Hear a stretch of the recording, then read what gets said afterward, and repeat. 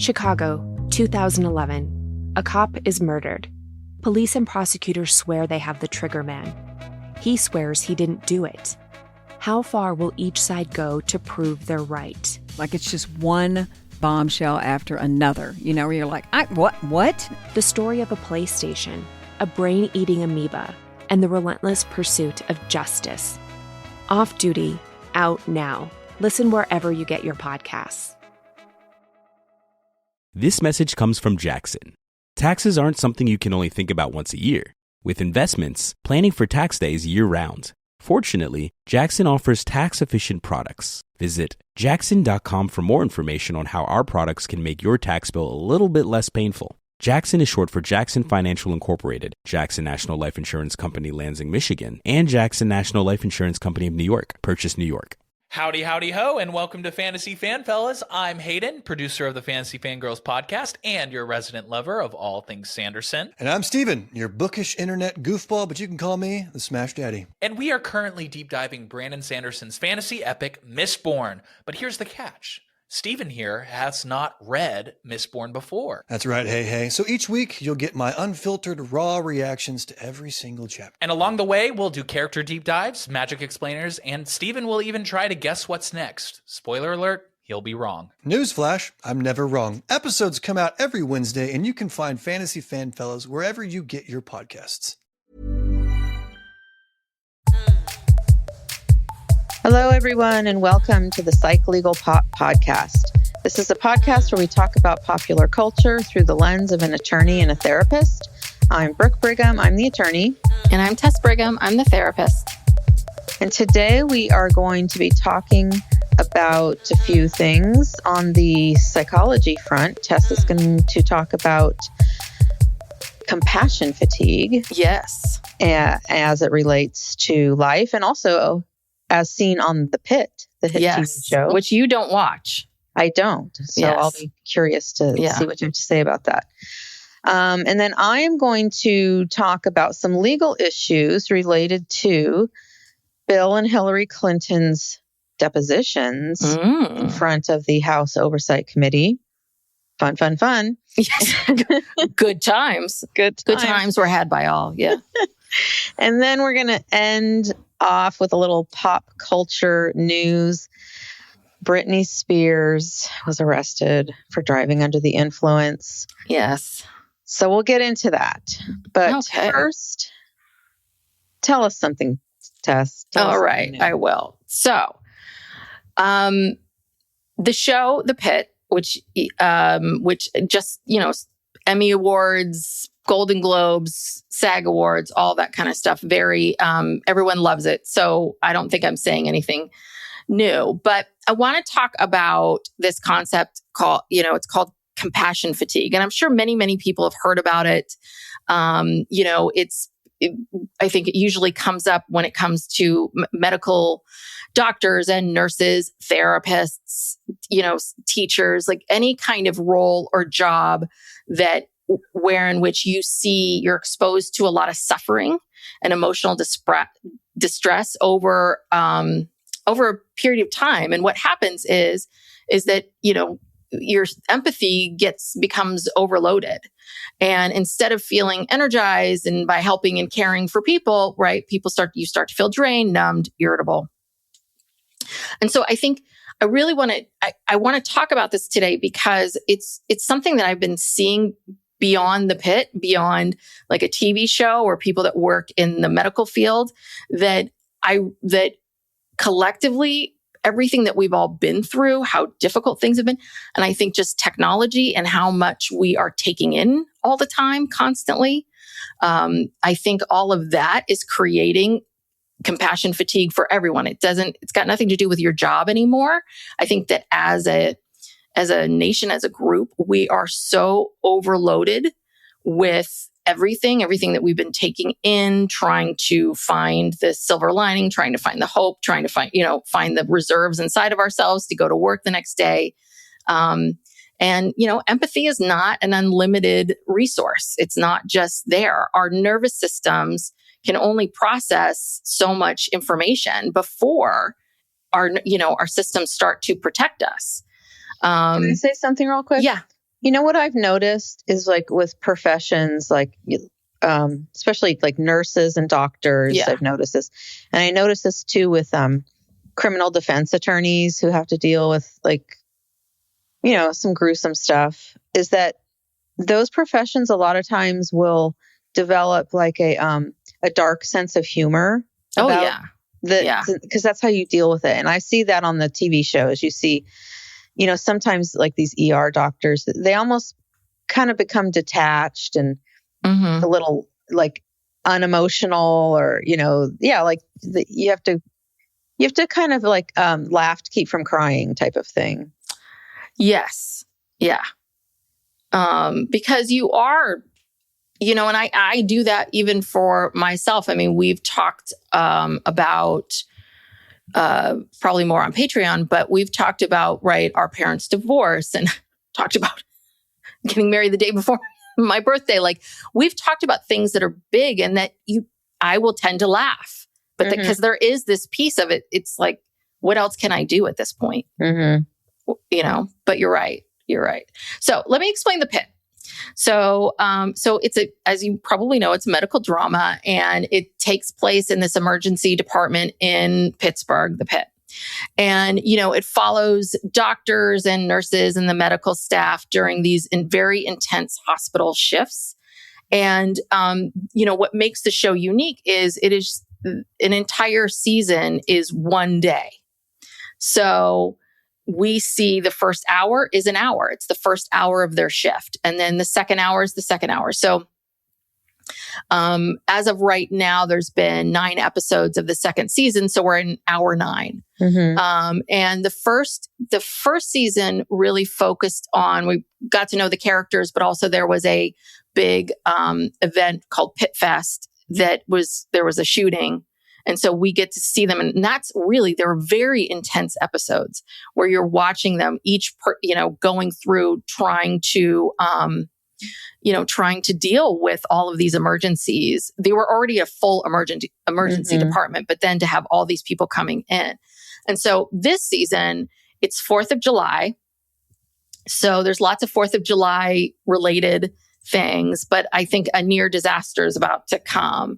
But it's really just, it's these, you get to see these stories of the development of like, okay, you know, this person's first at the hospital and now we're seeing them, you know, 4 or 5 episodes later, you know, they're still at the hospital and this is where they're at. And they've been, especially in this season, they've been tackling a lot of issues. They don't come right out and say it, but, one of them being talking about talking about what's happening politically, talking about, for example, there's something in this season where a man comes in and he's a diabetic, he needs insulin, but because of the cost of insulin, he's been taking only half of it because they can't afford it. And he and his wife both work 2 or 3 jobs, but they're all part-time. So it's this situation where they make too much money to qualify for any of the programs where he could get relief for the care that he needs. But he doesn't have enough money to buy the insulin. So just just about our health system, a system where we have someone who is working very hard, paying their bills, but still can't afford insulin. And to the point where he in the story, I think he passes out on him, like something that was very dangerous. So, so what you watch, it can feel very frenetic at times, right? Because you're constantly watching the staff moving from crisis to crisis and making fast decisions and the chaos of everything. And, so I think this is a perfect example of compassion fatigue. And so you see in the show that, they're dealing with one trauma after another. It's not just usually in these kind of medical shows, there's one trauma a week, right? But what we're seeing is it's one thing after another, after another. They're having to constantly give devastating news to families about death and, you've got cancer, like all of this. They are losing patients as they're going through, and they're having to just kind of lose a patient, and they take a moment to, have a moment for that person, but they have to go right back into it.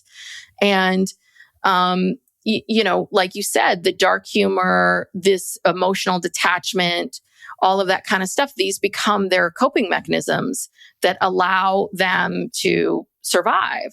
And so when I was watching it this week and thinking about all of this, this is something that I'm seeing more and more. And in this last week alone, I've had so many clients come to me, and just different people, different backgrounds that are saying, I'm so organized. I'm so together. I'm usually the first one to complete things, and I can't, for some reason, I don't know why, I can't finish anything. I can't focus on anything. I can't, my guess is they're still getting stuff done, but these are high achievers who have always been super organized and getting everything done, and the superstars. And it's almost a little bit of this fear of, oh no, my executive functioning skills, my decision-making, all of these things that I was once proud of that defined who I was and that made me feel like me, I can't do those anymore. And everyone always thinks that it's because I'm not being organized enough or I'm not seeing something. And truly every single time, once I break it down with them and I sort of parse things out to find out what's going on, every single time it's overwhelm. Mm-hmm. It's overwhelm. It's fatigue. It's just fatigue in general. It's mental fatigue. It's mental fatigue. It's emotional fatigue. It's physical fatigue. It's all of those things. So I just find it, fascinating when we look at a show like The Pitt that is, those are very, very difficult jobs. That's a very distinct thing that they're doing and happening. But if you really spread it out, this is what we're all going through. And what I find that's interesting is that we're going through this, is that there's almost a point now where I see with a lot of people, while there's this concern of I'm not organized, there's also a numbness to it all of I got to get organized.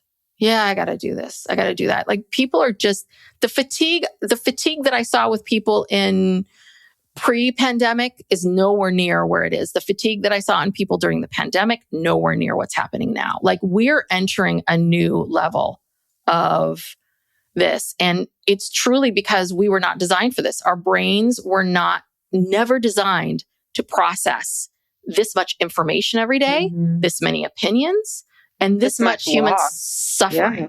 Yeah. This much suffering. We are not built for this. And so again, that sort of American idea of be tough, you can't let them see you sweat. But so this is my thought is this is what's keeping people very numb, which is we're denying that we're having these feelings. We're denying that these things are real. And I just feel like it's not talked about enough that we live in this world where, yes, things were always bad. There's always been violence. There's always been things that are unfair. It's just now it's right in front of our face. And I'm not saying that's a bad thing. I'm just saying that we are not talking about psychologically what this is doing to us and how this is affecting us and affecting our brains. And so instead of people recognizing it and acknowledging it, they just feel guilty. They think I don't care, there's, I don't, it just feels like a checking out. So I don't know if people want some takeaways. Yes, please. Because I can give you some tips. So the first thing I want to say is I'm sharing this with all of you to say to all the people out there that are beating themselves up right now, because this is what I do. Why am I not reading more? Why am I not, why am I not doing this? Why am I not doing that? The weekends, we record the podcast. And then a lot of times, if my husband and I are not running errands, I'm like a zombie, I'm pitter pattering around the house. And every weekend I'm oh, I should have been reading. I should have been I should have been learning about AI. I should have been doing this. I should have been doing that. Like all of these things I feel like I should be doing. And I'm should be bettering yourself. Yes. Yeah. I feel guilty because even though it has been not only for the world, but for myself and you, right? We've been through a lot that I still feel like I should be learning about AI in my spare time. And it's just right.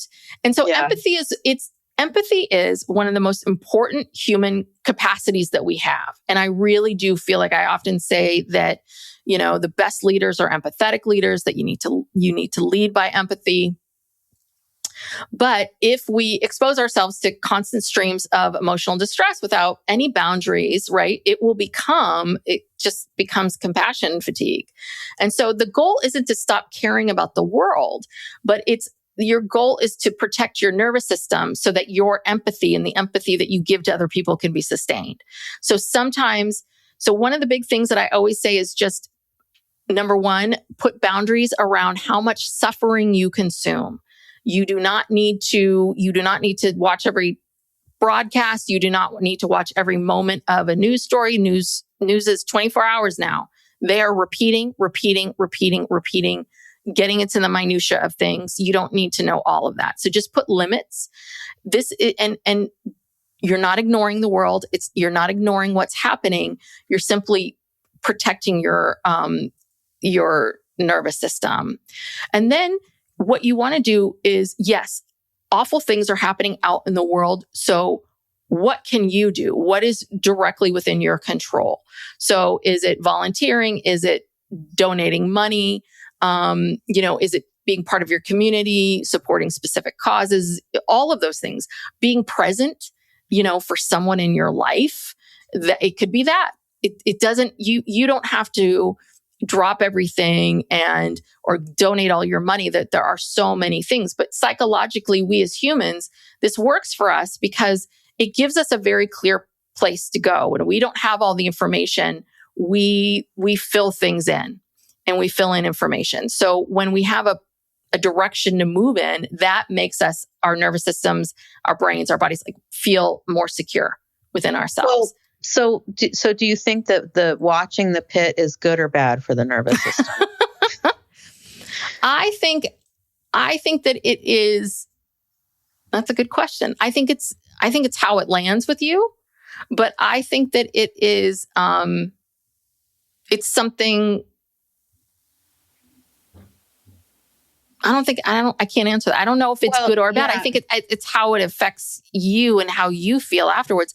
So much of it is about, you can't avoid it. Like, in your job, whatever you cannot avoid these things. It's about finding this balance between the two and being mindful of it. Because I do think that if you're someone who's very compassionate and empathetic, you tend to go to these very compassionate, empathetic jobs. And then that becomes this identity, and it feels like I have to be like this all the time. Or like this is, this needs to be my stance about everything always. And it's like, no, you can care about, you don't need to deeply care about everybody's situation. You don't need to deeply into everything. You can find. But in terms of like consuming television or consuming, because there's a lot of shows out there that people say, oh, this is a great show. And it's just like, I don't want to see that. I'm sure it is a great show. Even like The Pitt, when you were talking about, the show a mass shooting, and it's like, I don't need to see that, I don't need to see the Game of Thrones, people raping and pillaging. No, thanks. Yeah, no, and I'm with you. And listen, there are some things that I think some of us can stomach and don't affect us. And there's other things that they really do affect us. It's just being mindful. When I was getting my license, I had to take this class. This is one of the things that I love is that you do 2 years of school, and then they then tell you, oh yeah, to get your license, there's 3 more classes you need to take. So you're going to be figuring that on your own. Bye. See ya. So one of the classes was about child abuse and was about reporting and child abuse. And one of the women, the person that taught the class worked for CPS for a long time. And she talked about that. She's talked about how the longer she was working there, the more she started to consume like TV shows like the Oz, not the Oz, and like gritty prison dramas. That it became a bit of a sickness. Like she became attracted. Like it was like, how much awful stuff can I take in all the time? And it really hit her like, oh, I'm almost using this as porn for myself. Like, it's almost like I got to keep upping the ante of stuff. And I think that's there too. So again, I think that each of us we each have our own things that trigger us. We each have our things that are like, that's a line I won't cross. So you've just got to figure out for yourself what it is. And listen, okay, the Pitt's winning all these awards. You don't need to watch it. I'm with you. Everyone's always like, Game of Thrones is great. I'm like, I don't need to see that. There's lots of things that are amazing and wonderful, television, movies, all of it. I just don't need to see it. Yeah. I don't need to see it. And you can make that choice. You can say that this sounds great. I don't need to see it. It's not for me. But I think the biggest one is stuff with the news and just events, like everything that's happening in the world now. I think it's that stuff. I think it's scrolling on TikTok. Hard.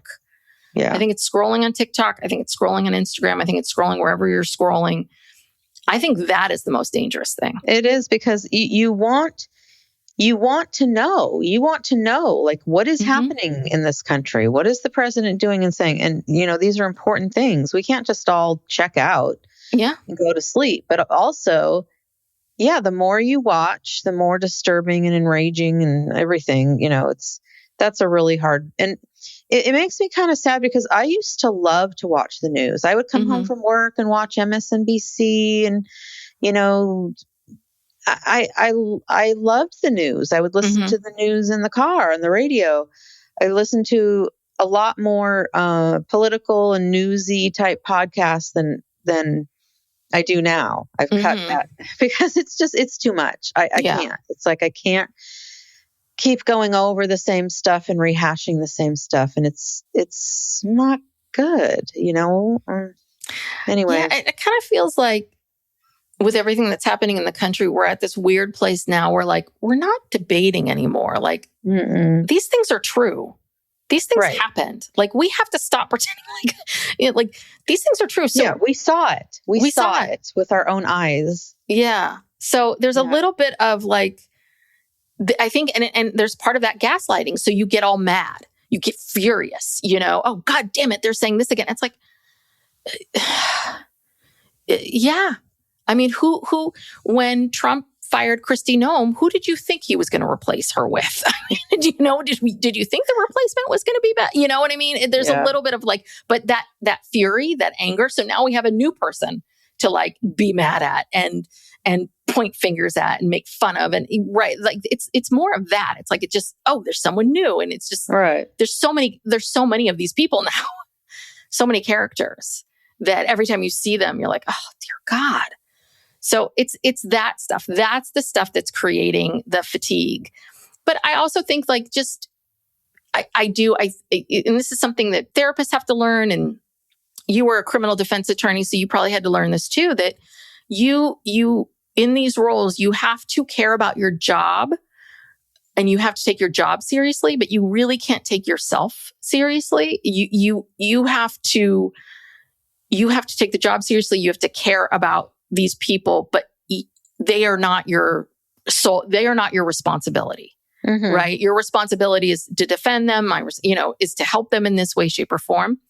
And the longer I do this, the older I get, the easier it is for me to really, people ask me all the time, how can you do your job? I'm like, because I don't take it all on. I don't take this all on. I don't. It's their stuff. It's their life. Yeah. You're there to help, and they can do with it. They can take your advice or not. But I also don't attach meaning and value to myself based on how my clients are doing. So if a client does well, great. If they don't do well, okay. Like, so my sense of self is not dependent on them. And I think that's something else that happens a lot of times is people get so, you're losing patience, you're losing this, you're losing people, you're going to feel worse and worse. Mm-hmm. So anyway, that's my concept for today. All right. My topic, I should say. Speaking of politics, going to get a little political here, but really this is more about, I don't know, hopefully this is interesting to other people, but this is like a lawyer's dream is to see Bill and Hillary have their depositions taken. This is lawyer porn. Yes.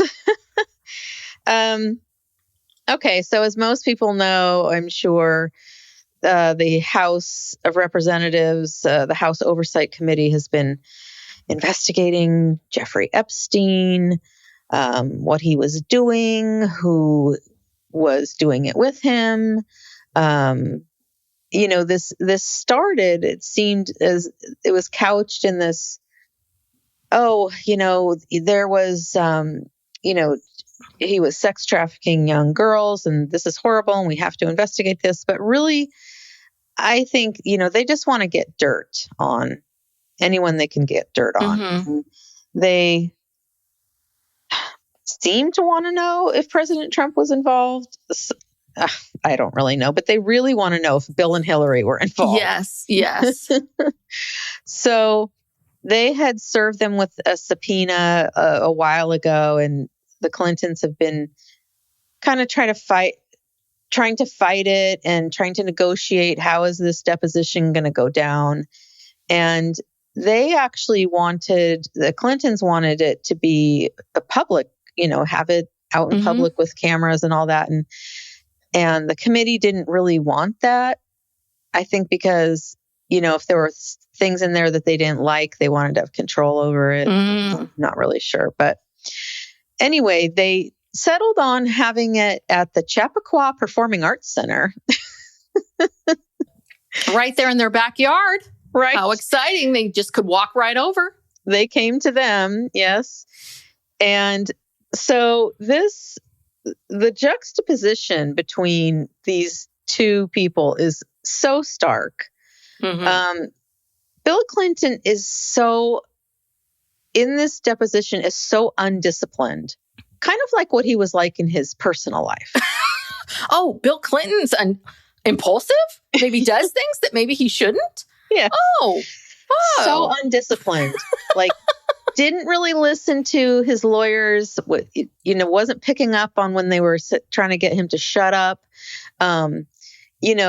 When I prepare a client to have their deposition taken, the first thing I say to them, I said, if you do nothing but take away this is the most important rule of a deposition. You only answer the question being asked. Mm-hmm. And your answer could be yes or no. It could be, I don't know. I don't remember but don't just start going off and talking. Mm-hmm. And that's what he did. So they both had these two lawyers, one on each side of them. So these are old school Clinton people. So David Kendall is a longtime personal attorney. He represented Bill in the 1999 Senate impeachment trial. And Cheryl Mills, who's a former deputy White House counsel in the Clinton administration, and she was Hillary's chief of staff at the State Department. So these are the best lawyers you can have. And they are trying to telegraph to him, stop talking. They'll interrupt him and make objections, which is a signal that, stop talking. Yeah. And he doesn't get it. And then Hillary, on the other hand, is extremely disciplined. Mm-hmm. When her lawyers say something, she stops talking. And then she knows that when she picks up again, she knows what answer to give. So, and she doesn't blather on. She did have some moments where she got pissed off. And, at one point she got up and walked out because apparently Lauren Boebert, who's one of the committee members, questioned her. It was Lauren Boebert and Nancy Mace. Ugh, Nancy, yeah. Yes. I saw the clips with Nancy Mace. Nancy, like, she's the bathroom lady who doesn't, her mission in life is to stop trans people from using public bathrooms. That's okay. Yes. And she's awful. She passed this resolution to ban trans women from bathrooms in the U.S. Capitol, and it was all aimed at this new congressperson, Sarah McBride. To which every person in that building said, Sarah, you can use my bathroom in my private office anytime you want to. I mean, it's just disgusting. Anyway, so this is who's questioning her. And then Lauren Boebert leaks a photo because it's not a live feed. It was filmed, but it's not a live feed. And there was agreements about, everything. But Lauren Boebert somehow snuck a picture and posted it on social media during the hearing. Oh, is that a big, I'm assuming, wouldn't that be considered, is that illegal? Well, it's not illegal, but it's against, the confidentiality, the ground rules that they had. Yeah. Oh, okay. Yeah. They had discovered. I mean, it's just a picture. It's not a video. It's just a picture of Hillary testifying. Well, but it tells you a lot. Like, this is what you care about. Right. Yeah. I know. She just wants to get it on her social media. So that's just to set the scene, this is what's happening. And so Hillary was very on guard. She did not want to be there. You could tell she was very angry. I mean, she answered the questions and she was, she didn't really have a lot to, didn't have a lot to offer. She says she never met him. She never met Jeffrey Epstein. Apparently, the Clintons knew Ghislaine because she dated a friend of theirs, this tech billionaire friend of theirs, and that's how Ghislaine got to be at Chelsea's wedding. She was the plus one of this guy. So she denied knowing anything. She had nothing to say, and then because of that, they then started to ask her crazy questions about Pizzagate. Remember Pizzagate? Yeah. So it was this conspiracy theory that the Democrats, and specifically Hillary Clinton, were running a child sex trafficking ring out of a pizza parlor in New York City, and which was obviously ridiculous. But because of it, some wackadoo showed up at the pizza place and with a gun and started shooting people. Oh, yeah. People got, I'm not sure if anyone got killed, but anyway, that's when Hillary really kind of went off and was just like, I can't believe you're asking me this. And anyway, I mean, Hillary, remember, she testified for 11 hours about Benghazi. The woman is, she's made of steel, and she, did a great job, and they basically got nothing from her. Yeah. And what were you going to get from her? What were you going to get from her? Nothing. She has nothing to say. She has never been on the plane, never been on the island, never met him. Well, and that Ghislaine thing about being at Chelsea Clinton's wedding, that is not a smoking gun. Hello, you guys are all like, how many people do you think were at that wedding? And how many people were invited that they had no idea who they were ever? Because it's also political. It's also it's status and yeah, it's so odd. So what happens to, well, at least with the Clintons, I wouldn't say this happens with every president, because, George and Laura Bush have kind of quietly retreated to, do they're not in the spotlight. And the Obamas, same thing. They're doing their own thing. They're not trying to be mixing and mingling with, the hottest tech billionaires, or, you know what I mean? No. The Clintons very much enjoy this hobnobbing, especially Bill. I mean, it's really Bill. Yeah. He loves to hobnob with rich people.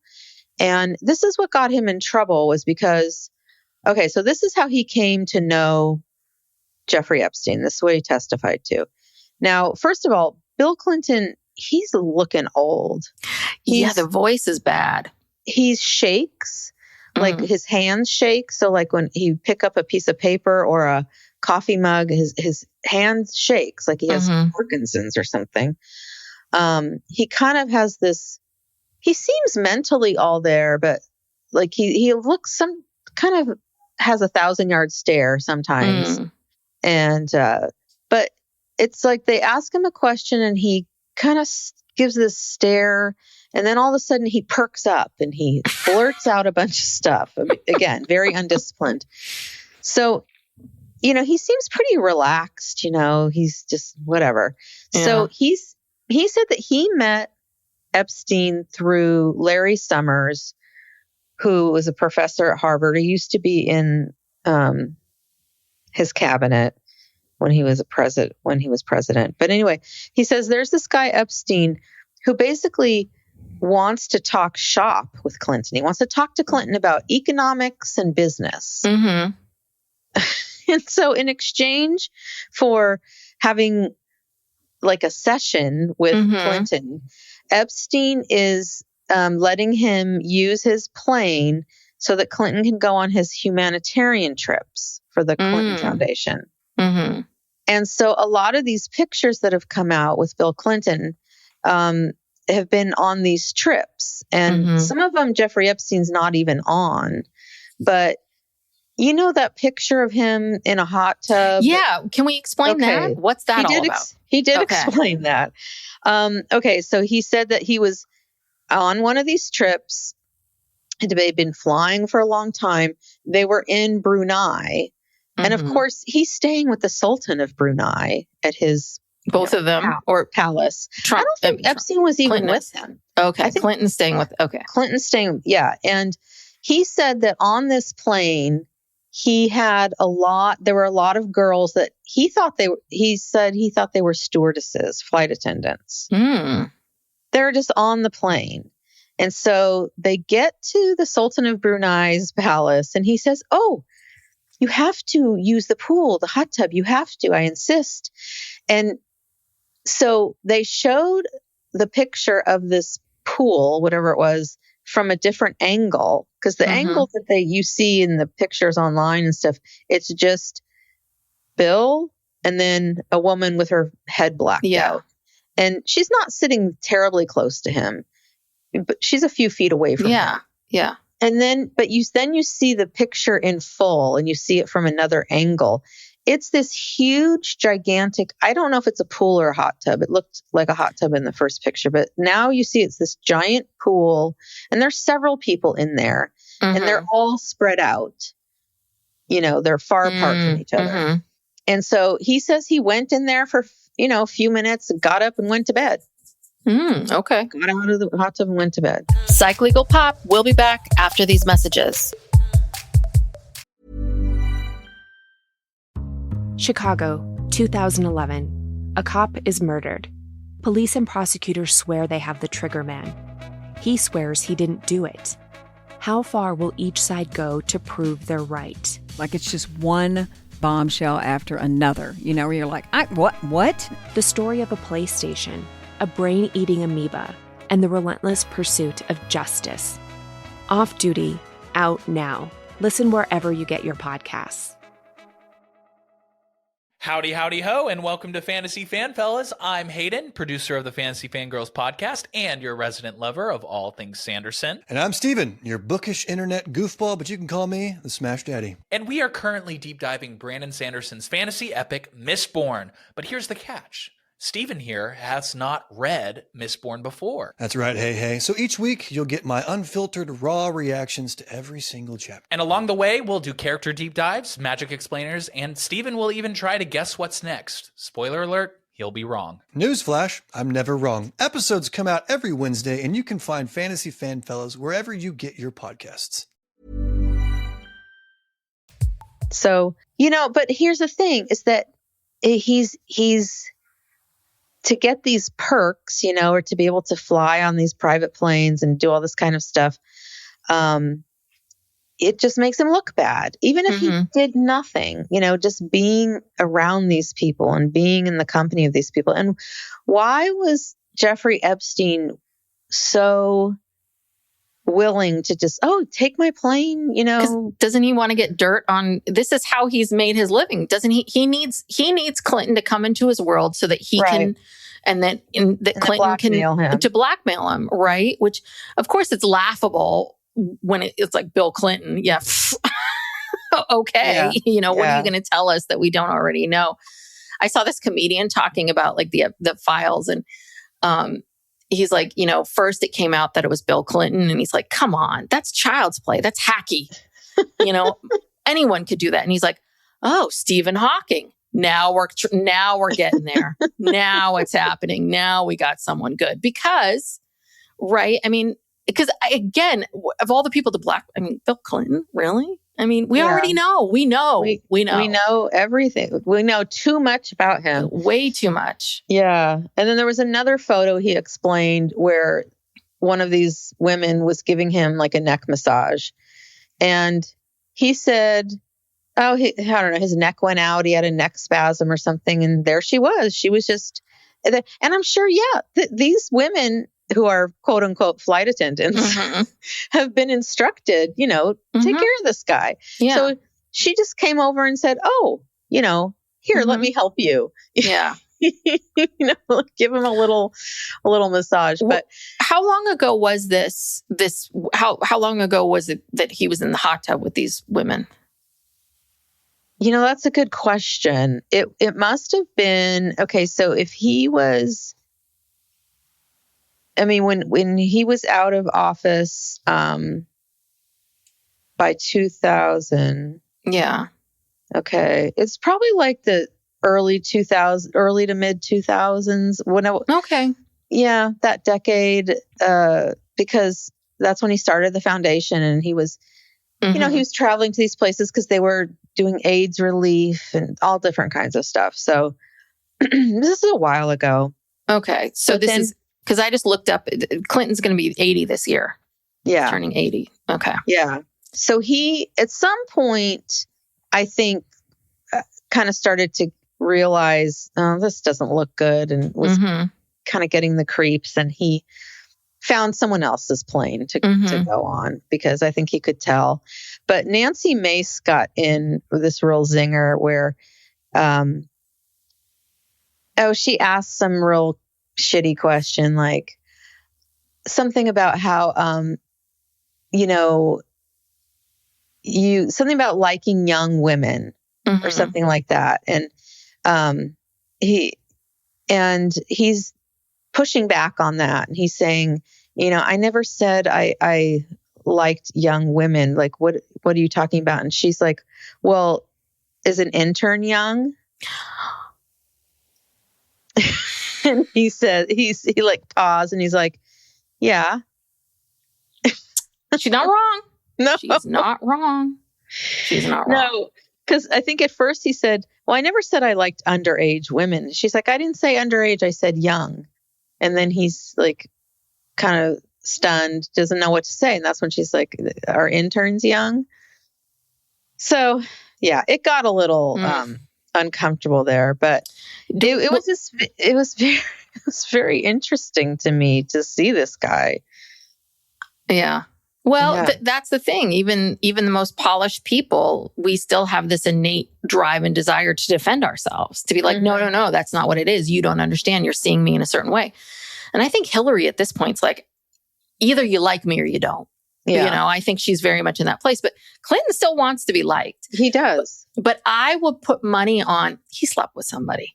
Like, I find it hard to believe. You mean one of these Epstein women? I think, and I'm not saying she's underage, but I could totally see Sultan and Brunei, you're there.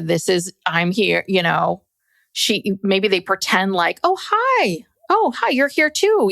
Maybe these women pretend like they're picking him up. But that's what I was asking about his age. I was like, okay, he's still in his 60s. So yeah, I mean, you really think that Bill Clinton said no to all of that every single time? To all those women? I don't know. I would like to think he learns his lesson, but I don't know. I don't know. Yeah, you're right. Maybe he did. I mean, again, and Hillary, I don't know how much these two even talk to each other. No, you know? Hillary was not going on these trips, which I think is interesting because they called it the Clinton Global Foundation. It was really his. I mean, she was, well, think about it. You know, she was a senator. Mm-hmm. She was a New York senator after they left the White House. So she's busy with that. Mm-hmm. And then she ran for president. And then she became Secretary of State. Yes. So she's not they're living separate lives. She's not going on these trips. She says she's, never, well, actually, he also denied that he had ever been to the island. Obviously, he's been on the plane. Mm-hmm. That's why he was using it for his trips. But he denies being on the island. He denies, obviously, anything wrong. And I don't know. I just hope all of this, I hope something good comes out of all of this. Like I don't know what. At this Meaning point, like with the Clintons testifying or the larger piece of this whole thing? No, just the larger, like all the time and effort that is going into this. Do they really, I just feel like this is all about trying to get dirt on people, trying to embarrass people. I mean, these women were Trump supporters. I don't know if they are anymore. And towards the end of Hillary's depo, they asked her if she thought that Trump should be deposed. And she's like, of course. She says he's been found liable for sexual assault and 34 felonies and to hide his relationship with an escort and then tried to keep it secret. She just went off, like, of course. I mean, duh. And he was, they were best friends for 10 years. Trump and Epstein were best friends. Mm-hmm. I don't know. Yeah. I mean,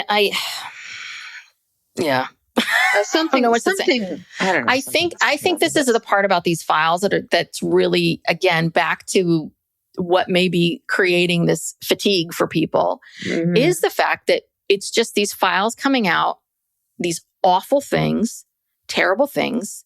There are a group of victims and you're just sort of like, so what are we doing?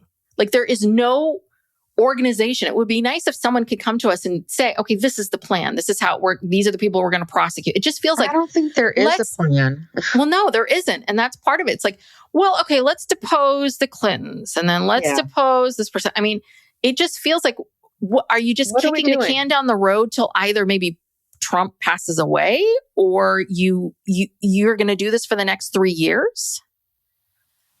Well, less than 3 years. I mean, like what's the idea? And I think that's the part that creates such anxiety for people and such anger and frustration of, so you can just, we've been talking about this for how many years and now it's coming out and, you're hiding stuff from, it's all of that stuff. Look, Epstein is dead. Yeah, Trump is going to go away here at some point. What justice is going to come out of any of this? I mean, none. Yeah, I don't know. In this committee who's wanted, I don't know what to say. But the best moment of Bill's testimony was there was one point where they were showing him the pictures of, these hot tub pictures and pictures of, I don't know what exactly, I couldn't see what the pictures were, but they're asking him about pictures and he's literally looking at the pictures, smiling. I'm telling you, he's like reminiscing about what a good time that was. Yeah. I was like, God, I love those girls. Gloria. She gave a great neck massage. I miss her. Yeah. I'm sure he was. That's why I'm saying I am not accusing him of having intercourse with women under the age of 18. I don't know how old these women were. I don't know. But do I think that he partook in some of it? Yeah. I find it hard to believe that he said no every single time. Yeah. So then his lawyer, Cheryl Mills, she literally takes the photos and grabs them out of his hand so that he will stop smiling and looking at them. And then he grabs them back. Oh my God. Hold on. He wasn't new memories coming in. Yes. It was really something. I was like, I felt sorry for her in that moment. It's like, should have taken a break or something. I mean, well, have you ever had to like kick a client under the table? Like, shut up. I mean, have you ever had someone that you're like, we got to stop? Well, you don't do it like that. Obviously, you do it more subtly. But also you have to be careful because if you say, let's take a break right now, then it's obvious what you're doing. And when you can come back in the room, the other lawyer is going to question it. Like, did you talk to your lawyer about, I got it. Even though you can't answer, can't really ask that. They'll do it anyway. They'll make up something of, they'll say, let the record reflect that, Miss Brigham just, went out and talked to her client after I asked him about XYZ.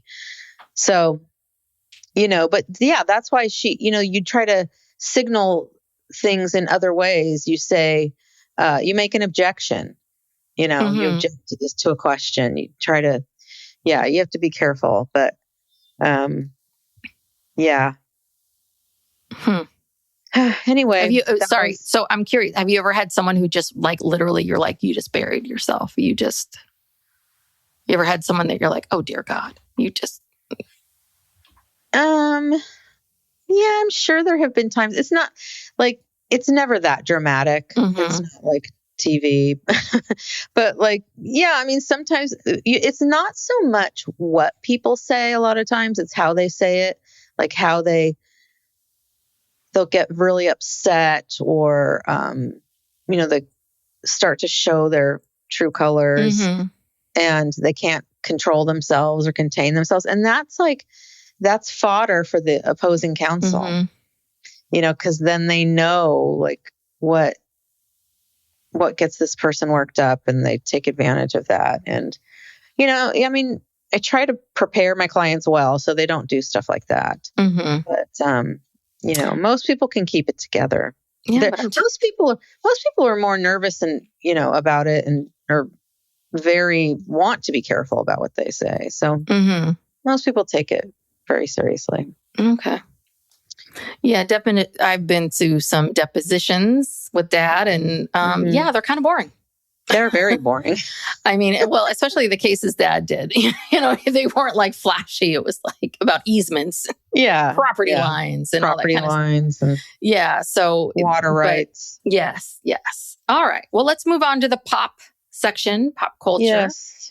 Britany Spears on Wednesday night was arrested for a DUI. You have all the details actually because you were sharing them with me. So. Oh, well, apparently, she was driving erratically. I think some people had called in, to 911 or whatever. CHP responded. She was, this was in Ventura County, which is, north of Los Angeles a little bit. She lives in, is it Sherman Oaks or? Thousand Oaks. So yeah, they had reports of her erratic driving. She gets pulled over. I'm assuming, I don't know, this hasn't come out yet, but I'm assuming they went through the normal, field sobriety type of, questioned her, maybe had her do a field sobriety test. And so she was arrested. They released that she had a blood alcohol level of 0.06, which is below the legal limit in California. It's 0.08, but they had suspicion that she was under the influence of maybe something else as well. Apparently they found Adderall in her car, which was from Mexico. So she didn't have a prescription for it. And I don't know, they might have found some other stuff. I'm not sure. But she did, I believe she was taken to the hospital or wherever to get her blood drawn. Yeah, I saw that. Did a blood test. she immediately bonded out. I mean, the thing is, if this were just your typical, it's her first time she ever, been pulled over for a DUI. If this was a typical first time DUI, it's not that much of a story, but there was these other aggravating factors, such as her driving, such as possibly being under the influence of other things in combination with alcohol. And so, alcohol is just one component of it. I don't think she refused any sort of chemical test or anything. Sounds like she cooperated. And then after that, her manager or somebody released a statement. Do you have the statement? No, sorry. I mean, I didn't think it was, didn't even know there was a statement, but did she even really say anything of significance? Well, they just said that, they acknowledged that she needs help. Oh, okay, that's good. Yeah. It was kind of coming from her people, whoever that is, and her family, basically saying that, they hope that this could be the beginning of her getting the help that she needs. Mm-hmm. So anyone who sees her on Instagram or wherever she posts. Yeah, it's Instagram. Instagram. She posts these videos where she's dancing in a strange way, in strange outfits. And it's disturbing. Like, yeah. Well, it was like it went away for a while, and then I noticed that the videos came back. And I think what's concerning about them is she's getting more and more, it's disheveled, right? Yeah. The hair is, have you brushed it? Recently, like the outfits, and, she's got a boob coming out of one, and the dancing and just all of it. It just feels more and more chaotic. In the beginning, when she was doing these dances and twirling and doing all this, it really kind of felt like, I want to show you some dance moves, right? Mm-hmm. But it's kind of the level of concern has gone up and down. But I do think that it asks this question of, it seems a little bit like maybe we need something that's in between for people like Britney Spears. Like, I don't think the conservatorship was okay. I don't think that her being controlled on that level, and people taking her, family taking advantage of it and taking her money, I don't think that was okay. But also, this is not okay. And I understand, because she's an adult, and so there's very little other people can do to stop it. But it does feel a little bit like it feels very all or nothing. Either you're under the care of this person, or you're on your own. And well, it's complicated for her too, because apparently she's been diagnosed as having bipolar disorder, and she has addiction. And so those are two conditions that, are life-threatening when you put them together. And apparently she had some sobriety coaches that she recently fired. Yeah, I mean, the videos were escalating. There was one where she posted a couple times where she was just kind of seemed out of her mind. She was almost like she was talking gibberish, like talking in tongues or something strange. It was really wild. And yeah, they're getting weirder and weirder. And also she's just kind of there in her home. I mean, I guess her sons have been with her off and on. I don't know. God, those kids, like. Well, also, I'm sorry, but she needs a purpose. Everybody has to have a purpose. She is too young to quote unquote retire. She needs that's part of the problem. And I think these videos are sort of her purpose now.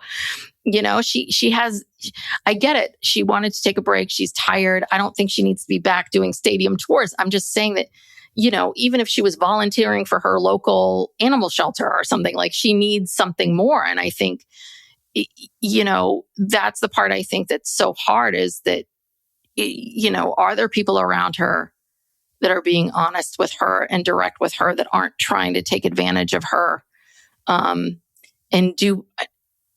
It's almost this feeling of, is there anyone around her that really seems to care? And I know she does have people. I'm not saying no one cares. She does have people that care. It feels a little bit like she got out of the conservatorship, but this wasn't a better place for her to be.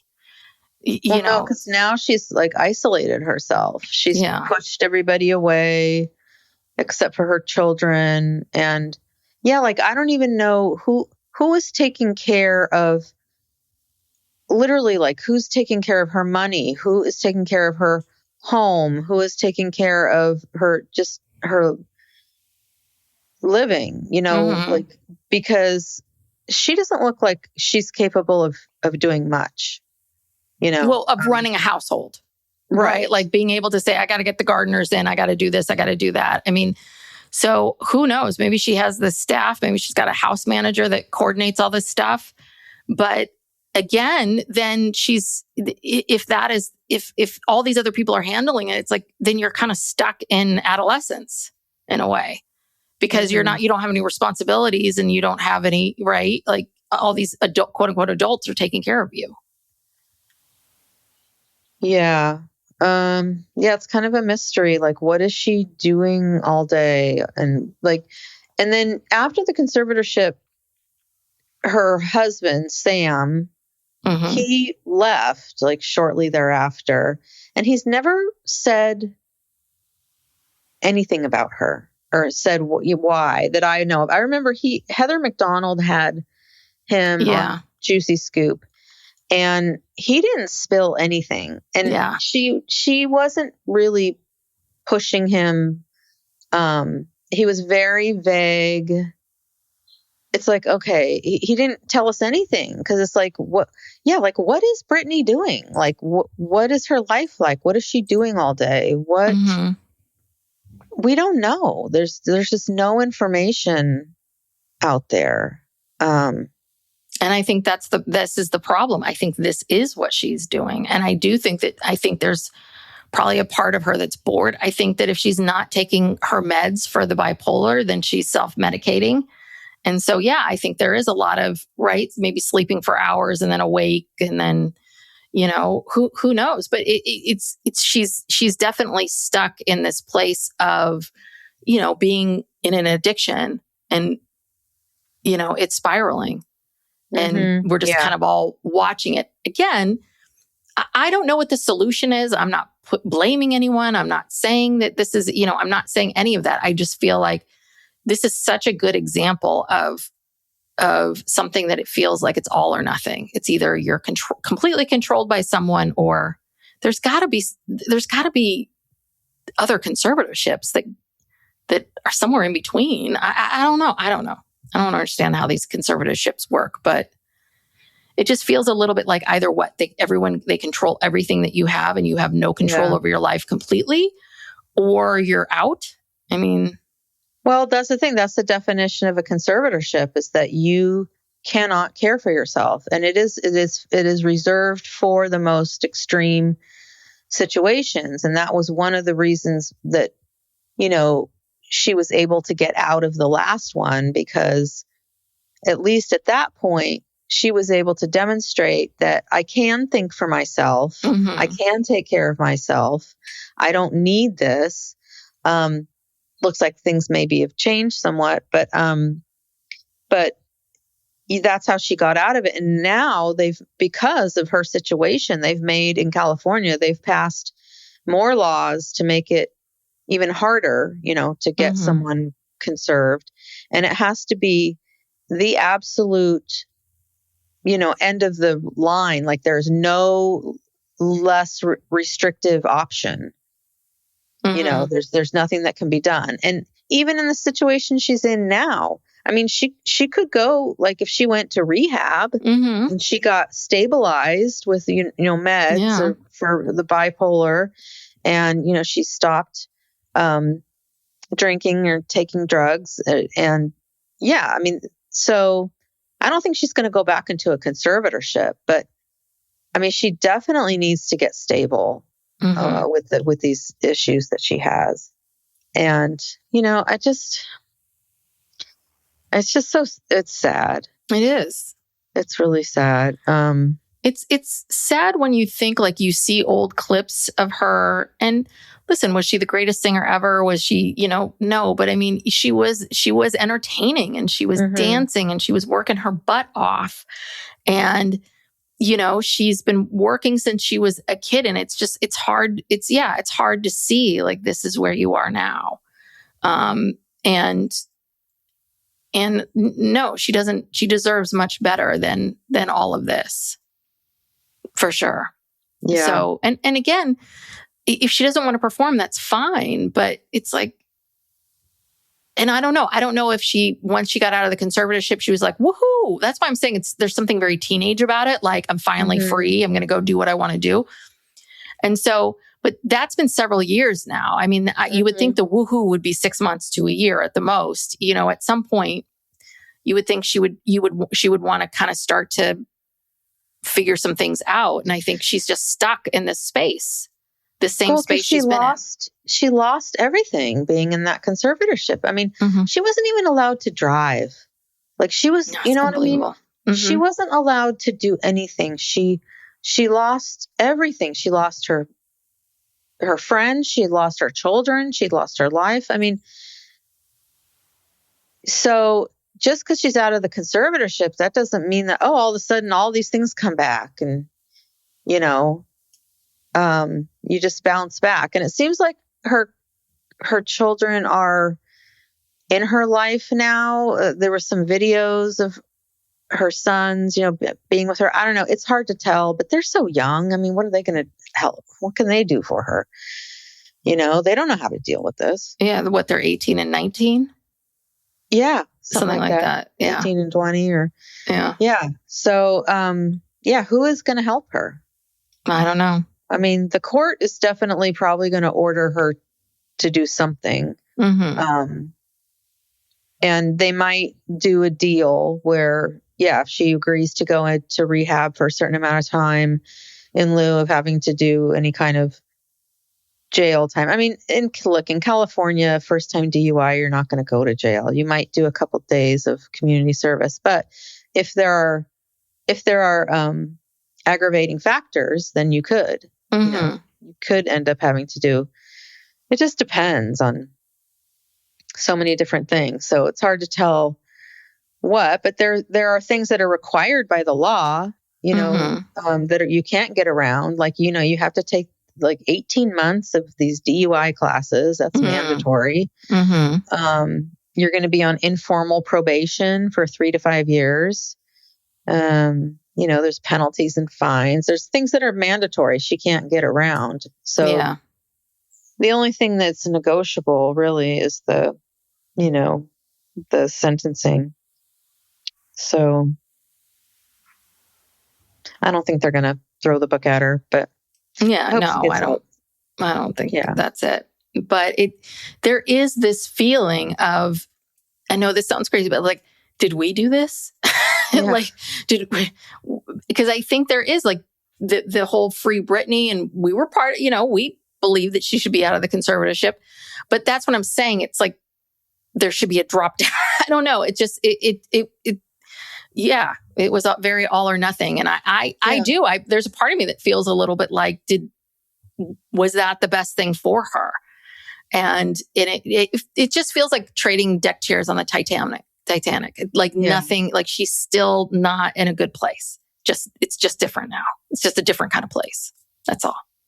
Yeah, I know. And there's thousands of people out there who have this, dual diagnosis situation. Oh yeah. And aren't getting any help. And, it's hard. I mean, it's tricky. It's a hard one. And there are not as many programs that I think people think that there are. And yeah, I mean, and a lot of people that struggle with addiction are dual diagnosis. There's something that they're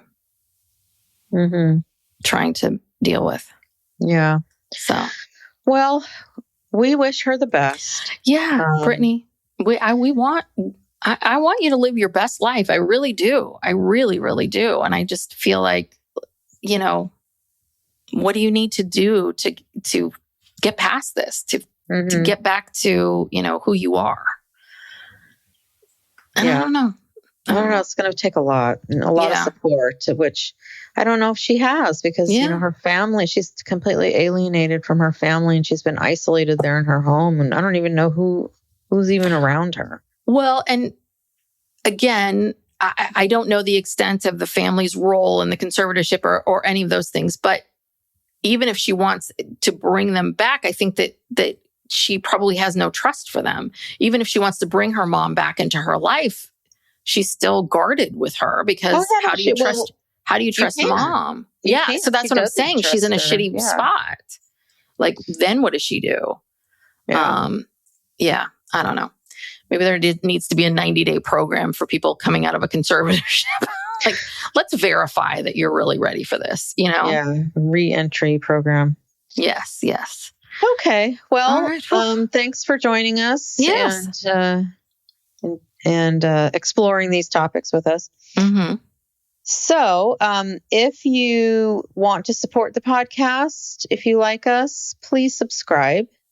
So you can get our episodes straight into your inbox. Also, if you enjoy the podcast, please give us a 5-star rating and review. That really helps us out a lot. And if you really, really like us, we have a Patreon. If you're interested in even more content, we do a weekly bonus episode where we talk about hot topics.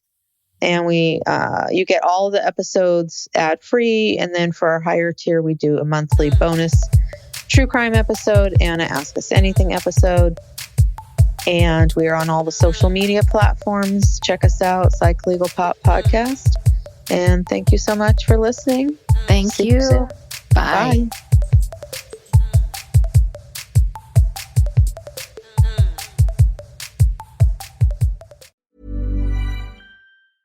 This message comes from Jackson. Taxes aren't something you can only think about once a year. With investments, planning for tax day is year-round. Fortunately, Jackson offers tax-efficient products. Visit jackson.com for more information on how our products can make your tax bill a little bit less painful. Jackson is short for Jackson Financial Incorporated, Jackson National Life Insurance Company, Lansing, Michigan, and Jackson National Life Insurance Company of New York, Purchase, New York. Howdy, howdy, ho, and welcome to Fantasy Fan Fellas. I'm Hayden, producer of the Fantasy Fangirls podcast and your resident lover of all things Sanderson. And I'm Steven, your bookish internet goofball, but you can call me the Smash Daddy. And we are currently deep diving Brandon Sanderson's fantasy epic, Mistborn. But here's the catch. Steven here has not read Mistborn before. That's right, hey. So each week, you'll get my unfiltered, raw reactions to every single chapter. And along the way, we'll do character deep dives, magic explainers, and Steven will even try to guess what's next. Spoiler alert, he'll be wrong. Newsflash, I'm never wrong. Episodes come out every Wednesday, and you can find Fantasy Fan Fellas wherever you get your podcasts.